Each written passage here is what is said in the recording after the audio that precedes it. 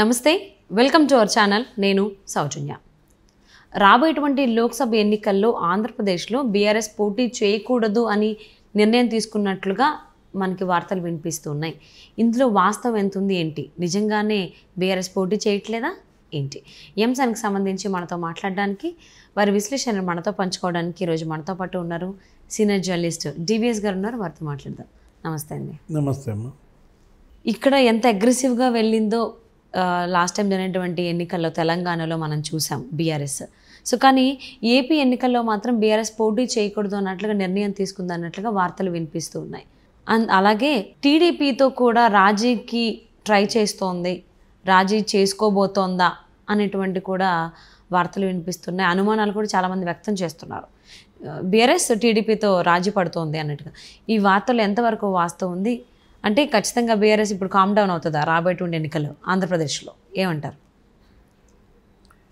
BRS చక్కదిద్దుకునే చర్యలు ప్రారంభించింది.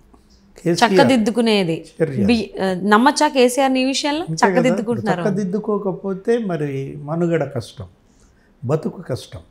ఇవాళ ఏంటంటే పార్టీని బతికించుకోవాలి. కేసీఆర్ అయినా, కేటీఆర్ అయినా, హరీష్ రావు అయినా ఇప్పుడు ప్రతిపక్షం మరి అధికారం లేకుండా మనగలగటం కష్టం. ప్రాంతీయ పార్టీలు ప్రతిపక్షంలో ఎక్కువ కాలం మనలేవు. మనం చూసాం దేశ చరిత్ర. జాతీయ పార్టీలు ప్రాంతీయ పార్టీలని మింగేయటమే లక్ష్యంగా పెట్టుకున్నాయి. తిమింగలాలు అవి, ఇవేమో చేపలు, పెద్ద చేపలు. చిన్న చేపను పెద్ద చేప తినడం సహజం. ఇప్పుడేంటి, బీఆర్ఎస్ తనను తాను కాపాడుకోవాలి. ఏ తప్పుల వల్ల అయితే వాళ్ళు అధికారం కోల్పోయారో ఆ తప్పులను చక్కదిద్దుకోవాలి. ఏ తప్పుల వల్ల కేసీఆర్ అధికారం కోల్పోయాడు? చంద్రబాబుతో శత్రుత్వం. దానివల్ల వాళ్ళకి ఏమైనా లాభం జరిగిందా? చంద్రబాబు అరెస్ట్ చేశాడు జగన్మోహన్ రెడ్డి, జైల్లో పెట్టారు. దానిపైన వీళ్ళు చేసిన కామెంట్స్ వికటించాయి. ఏంటి, ఇక్కడేదో ధర్నాలు, ఆందోళనలు, సీమాంధ్రులు చేస్తే వాళ్ళపైన ఉక్కుపాదం మోపి వాళ్ళ మీద కేసులు పెట్టి జైల్లో పెట్టి మనం చూసాం. ఏది, మెట్రో విత్ సిబిఎన్ అనే కార్యక్రమంలో, లేకపోతే బాలయోగి గచ్చిబౌలి స్టేడియంలో వాళ్ళంతా మీటింగ్ పెట్టుకున్నప్పుడు, ఇలా అనేక చోట్ల హైదరాబాదులో మరి చంద్రబాబు అభిమానులంతా కూడా రోడ్లపైకి వస్తే కేటీఆర్ అన్న వ్యాఖ్యలు, హరీష్ రావు అన్న వ్యాఖ్యలు బీఆర్ఎస్కి చేటుగా మారాయి. గత ఎన్నికల్లో వాళ్ళు పొందిన ఫలితం అదే. అవును. కాబట్టి ఆ తప్పు సరి చేసుకోవటం, ఏది, చంద్రబాబు పట్ల వ్యతిరేకత మనకు నష్టం చేసింది కాబట్టి దాన్ని ఎలా సరిదిద్దుకోవాలి?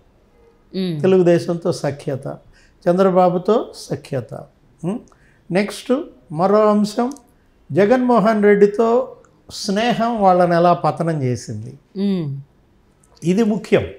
ఏది, దీన్ని మనం రెడ్ లైన్ అండర్లైన్ చేసుకోవాల్సింది. ఓకే. జగన్మోహన్ రెడ్డితో బీఆర్ఎస్కి స్నేహం జగన్కి లాభం చేకూర్చింది, కేసీఆర్కి తీవ్ర నష్టం చేసింది.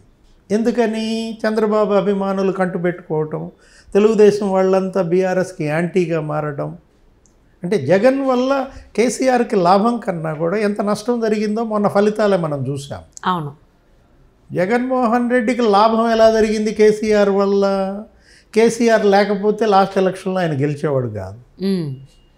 చంద్రబాబుని ఓడించటం కోసం కావాల్సిన హార్దిక సామాజిక సహకారం అంతా కేసీఆర్ ఇచ్చాడు జగన్కని మనం చూసాం.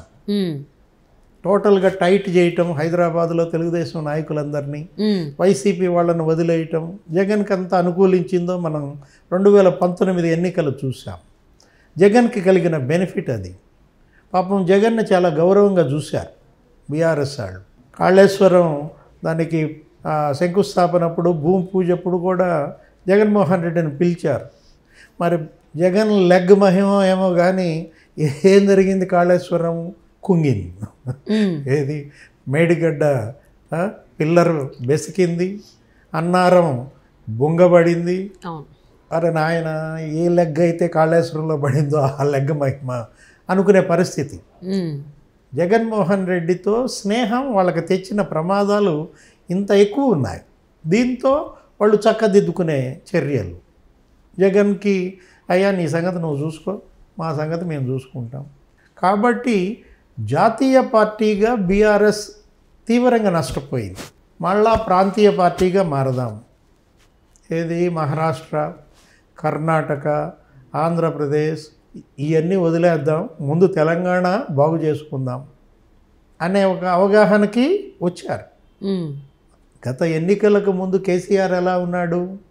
మొత్తం దేశం మొత్తం చుట్టొచ్చాడు. వెస్ట్ బెంగాల్ వెళ్ళాడు, తమిళనాడు వెళ్ళాడు, మహారాష్ట్ర వెళ్ళాడు. అక్కడ వాళ్ళందరినీ కలిశాడు. ఏదో ఫెడరల్ ఫ్రంట్ అన్నాడు కొన్నాళ్ళు అసలు టీఆర్ఎస్ పేరే మార్చేసి బీఆర్ఎస్ చేశారు. బీఆర్ఎస్ చేసి బీఆర్ఎస్ ఆవిర్భావ సభకి గెస్ట్గా ఎవరిని పిలిచారు? దేవేగౌడ కొడుకు కుమారస్వామిని పిలిచారు. కర్ణాటకలో వాళ్ళతో పొత్తు పెట్టుకుంటున్నామన్నారు. మళ్ళీ అక్కడ పోటీ చేయలేదు. నెక్స్ట్ మహారాష్ట్రలో పోటీ చేస్తామన్నారు. మహారాష్ట్ర వాళ్ళందరినీ తీసుకొచ్చి నీకు కండువాలు కప్పారు.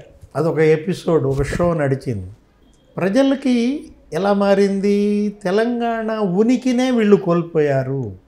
భారత రాష్ట్ర సమితిగా పార్టీని చేయటం వల్ల ఈ ఓటమి అని మొన్న కూడా జరిగిన రివ్యూలో అనేక మంది బీఆర్ఎస్ నాయకులు క్వశ్చన్ చేశారు. ఏమంటే మీరు టీఆర్ఎస్ మూసేసి బీఆర్ఎస్ పెట్టడం వల్లే మనం దెబ్బతిన్నాం, వీలైతే మళ్ళీ టీఆర్ఎస్ ప్రారంభించండి. దానికి కేటీఆర్ సమాధానం ఏంటి? ఆలోచిస్తాం, దీనిపైన చర్చిద్దాం, అది కూడా ఒక వాస్తవమే మీరు చెప్పింది అని తీసుకుంటూ మళ్ళీ పేరు మార్చే ప్రపోజల్ కూడా వాళ్ళు పరిగణలోకి తీసుకున్నారు. ఒకవేళ కేటీఆర్ నిజంగానే మళ్ళా బీఆర్ఎస్ టు టీఆర్ఎస్ అన్నాడు అనుకో, అది మరొక తుగ్లక్ చర్య అవుద్ది. ఓకే, సో అందుకనైనా ఇలా మారబోతున్నారు అని చెప్పేసానైనా బీఆర్ఎస్ ఏపీ అధ్యక్షులు తోట చంద్రశేఖరరావు ఏపీ కాంగ్రెస్లోకి వెళ్ళబోతున్నారనేటువంటి వార్త వినిపిస్తుంది. అంటే తత్వం బోధపడింది తోట చంద్రశేఖర్కి. ఇది బీఆర్ఎస్ అధ్యక్షుడిగా ఏపీకి బాధ్యతలు తీసుకుని ఆయనకి ఇక్కడ ఉన్నటువంటి హైదరాబాద్ లావాదేవీలు, ఏవో భూములకు సంబంధించిన వివాదాలు, ఈ పరిష్కారం కోసం అది భుజానేసుకున్నాడు. ఏపీ బీఆర్ఎస్ అధ్యక్షుడిగా విశాఖపట్నంలో తిరిగాడు. కొంతమంది కమిటీలు ఏర్పాటు చేశారు. ఎప్పుడు ఎన్నికలకు ముందు, ఎన్నికల్లో కేసీఆర్ ఓటమితో తత్వం బోధపడింది. ఏంటి? ఈ మునిగే ఓడ బీఆర్ఎస్, వాళ్లే మునిగిపోతే కేసీఆర్ ఫ్యామిలీయే అక్కడ కింద మీద పడుతున్నప్పుడు తోట చంద్రశేఖర్ రాజకీయ భవిష్యత్తు ఏంటి? చూసుకుంటారు కదా, ఎవరి భవిష్యత్తు వాళ్ళు చూసుకుంటారు. ఆయన చంద్రశేఖర్ అతనేంటి ప్రజారాజ్యం నుంచి వచ్చారు, చిరంజీవి మనిషి, పోటీ చేశారు. తర్వాత మళ్ళీ వైసీపీలో చేరారు, అక్కడ కొంత మళ్ళీ నిలబడ్డారు. నెక్స్ట్ మళ్ళా ఇప్పుడు బీఆర్ఎస్లోకి వెళ్ళాడు. ఈ బీఆర్ఎస్ ఆయనకేం కలిసి రాలా. అంటే తోట చంద్రశేఖర్ది పెద్ద ట్రాజడీ అనమాట. ఆయన ఎట్టి పరిస్థితుల్లో ఎంపీగా గెలవాలి అని ఏ పార్టీలోకి వెళ్తే ఆ పార్టీ కాస్త నాశనం అవుతూ వచ్చింది. ఈ పరిస్థితులకి ఆయన ఎటు పోవాలని పరిస్థితుల్లో మరి జనసేనలకు వెళ్తారా, లేదు మీరు అన్నట్టు కాంగ్రెస్ వైపు చూస్తారా? తోట చంద్రశేఖర్ మరి జనసేనలోకి వెళ్ళే అవకాశం ఎక్కువ ఉండొచ్చు.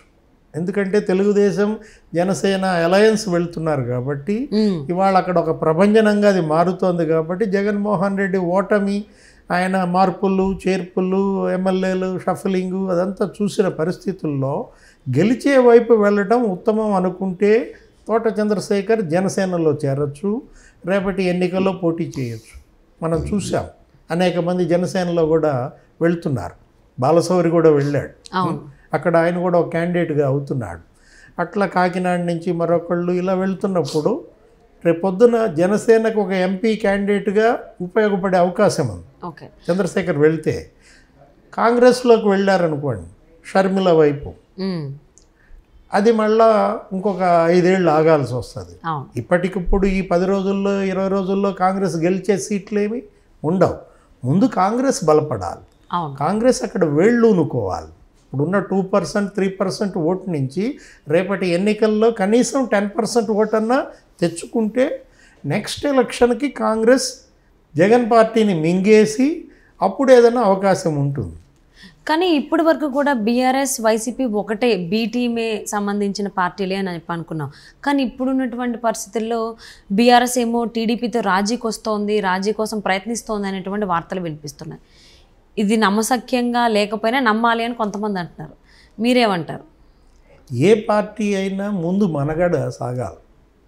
సో దానికోసం ఏదన్నా రాజీలు పడవచ్చు, పొత్తులు ఎందుకంటే పెట్టుకోవచ్చు, ముందు ఏమన్నా వాళ్ళ చేయొచ్చు. పార్టీని బతికించుకోవాలి. పార్టీ బతికితే నాయకులకు భవిష్యత్తు, కేడర్కి భవిష్యత్తు. అధికారం చేతుల్లో ఉంటేనే ప్రాంతీయ పార్టీలు చెలాయిస్తాయి పెత్తనం. అధికారం కనుక కోల్పోతే ఆ ప్రాంతీయ పార్టీ బతికి బట్టకట్టడానికి అన్ని తెలుగుదేశం పార్టీలాగా బలమైన పార్టీలు కాదు. ఇవి ఇన్నగాక మొన్న పుట్టిన పార్టీలు. వీటి యొక్క లైఫ్ 10 ఏళ్ళు 15 ఏళ్ళు దీంట్లోనే ఉంది. తెలుగుదేశం అంటే అది 40 ఏళ్ల చరిత్ర, సంస్థాగతంగా బలంగా ఉన్న పార్టీ కాబట్టి అది 10 ఏళ్ళు అధికారం లేకపోయినా నిలబడగలిగింది. అంటే 10 సంవత్సరాలు కూడా బీఆర్ఎస్ అంటే ఇంతకుముందు కూడా టీఆర్ఎస్గా ఉన్నప్పుడు కూడా జగన్మోహన్ రెడ్డికి తక్కెతగా ఉన్నప్పుడు ఫ్రెండ్లీగా అన్నీ హెల్ప్ చేసినప్పుడు ఇప్పుడు టీడీపీ వైపు రాజీ కోసం వస్తుంది అని చెప్పేసి ఏ రకంగా నమ్మాలి అంటారు? అసలు వాళ్ళు టీడీపీ వాళ్ళు ఒప్పుకుంటారంటారా బీఆర్ఎస్ వాళ్ళు రాజీకి వస్తే? అంటే రాజీ అంటే రాజీ అది పొత్తుల దాకా వెళ్ళదు. సఖ్యత అంటే శత్రుత్వం లేదు, ఓకే, మిత్రత్వమే తప్ప శత్రుత్వం లేదు అని చెప్పుకోవటం ద్వారా గతంలో కోల్పోయిన ఓట్లను మళ్ళా రాబట్టుకునే వ్యూహం. అంటే దానికి మరి చంద్రబాబు గారు ఒప్పుకుంటారా బీఆర్ఎస్ రాజీకి వస్తే? అక్కడ దాకా ఉండదు. ఎందుకంటే ఇప్పుడు ఆంధ్రప్రదేశ్లో ఎన్నికలు జరుగుతున్నాయి. ఇప్పుడు చంద్రబాబు పట్ల మాకు వ్యతిరేకత లేదు, మేము తెలంగాణకే కట్టుబడి ఉన్న పార్టీ, ఇక్కడ తెలంగాణ అభివృద్ధే మాకు ముఖ్యం, తెలంగాణ ప్రజల సంక్షేమమే మాకు ముఖ్యం, మేము మహారాష్ట్ర పోం, కర్ణాటక పోం, ఆంధ్రప్రదేశ్ పోం, వాళ్ళతో మాకు సంబంధమే లేదు అని చాటుకునే ప్రయత్నం. తద్వారా రేపటి పార్లమెంట్ ఎన్నికల్లో బీఆర్ఎస్ కనీసం గౌరవప్రదమైనటువంటి ఒక 5-6 స్థానాలన్నా తెచ్చుకోవాలి. అలా తెచ్చుకుంటేనే బీఆర్ఎస్ బతుకుతుంది.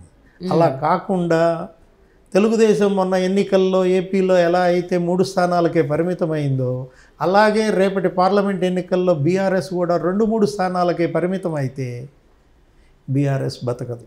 ఓకే, సో ప్రజెంట్ అయితే బీఆర్ఎస్ ఖచ్చితంగా మనుగడ సాధించడానికి అన్ని ప్రయత్నాలు చేస్తోంది. ఎక్కడ పోటీ చేయకుండా తెలంగాణలోనే పోటీ చేసేలాగా, తెలంగాణకు సంబంధించిన పార్టీ అని ప్రొవోక్ చేసేలాగా ట్రై చేస్తుంది. అది మరి ఎంతవరకు సాధ్యమవుతుంది, ఏంటి, జనాల్లోకి ఎలా వెళ్తుంది ఆ అంశం అనేది వేచి చూద్దామండి. And thank you so much for spending your valuable time with us, DVS గారు. నమస్తే.